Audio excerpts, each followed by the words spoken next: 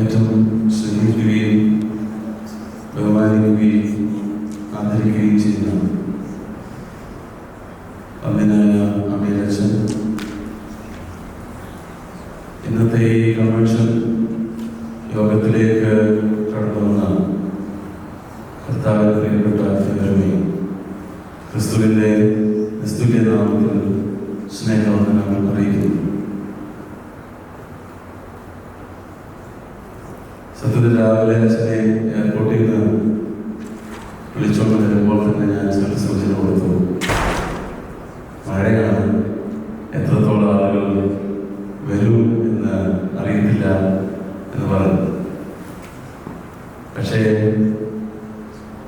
എൻ്റെ കാഴ്ചപ്പാടിൽ ആ പ്രതീക്ഷയൊക്കെ അസ്ഥാനത്താക്കിക്കൊണ്ട് ഈ മഴയത്തും ഇത്രയധികം ആളുകൾ ഈ കൺവെൻഷനിലേക്ക് വന്നതിൽ ഒരുപാട് സന്തോഷമുണ്ട്.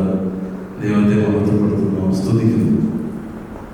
നമുക്കിങ്ങനെ ഒരു ആലയവും ആരാധിക്കുവാനായിട്ടുള്ളതായ ഒരവസരവും ദൈവം തമ്പുരാൻ ഓരോ നിമിഷവും നമ്മുടെ ജീവിതത്തിൽ നൽകുമ്പോൾ അത് വേണ്ടുന്ന വിധത്തിൽ പ്രയോജനപ്പെടുത്തുക എന്നുള്ളതാണ് ദൈവമക്കളായ എൻ്റെ നിങ്ങളുടെയും ഉത്തരവാദിത്വം. അങ്ങനെ ഒരു അവസരം ദൈവം തമ്പുരാൻ ഇന്ന് ഈ സന്ധ്യാസമയത്ത് തന്നപ്പോൾ അത് വളരെ ഭംഗിയായി അത് നിറവേറ്റുവാൻ കാണിച്ചതായ ഈ ഉത്സാഹത്തെ ദൈവസന്നിധിയിൽ പൂർണ്ണമായിട്ട് സമർപ്പിക്കുന്നു, പ്രത്യേകിച്ച് അനുമോദിക്കുകയും ചെയ്യുന്നു. ദൈവവചനം എല്ലാ നിമിഷവും നമ്മൾ കേൾക്കുന്ന കാര്യമാണ്. പ്രസംഗങ്ങളിലൂടെ ആയാലും സോഷ്യൽ മീഡിയയിലൂടെ ആയാലും ഒക്കെ ദൈവവചനത്തെ പലപ്പോഴും പല സാഹചര്യങ്ങളും നമ്മൾ കേൾക്കുന്നു. പക്ഷേ അതെങ്ങനെ കേൾക്കുന്നു എന്നുള്ളതാണ് അതിൻ്റെ യഥാർത്ഥ അർത്ഥം ഇരിക്കുന്നത്.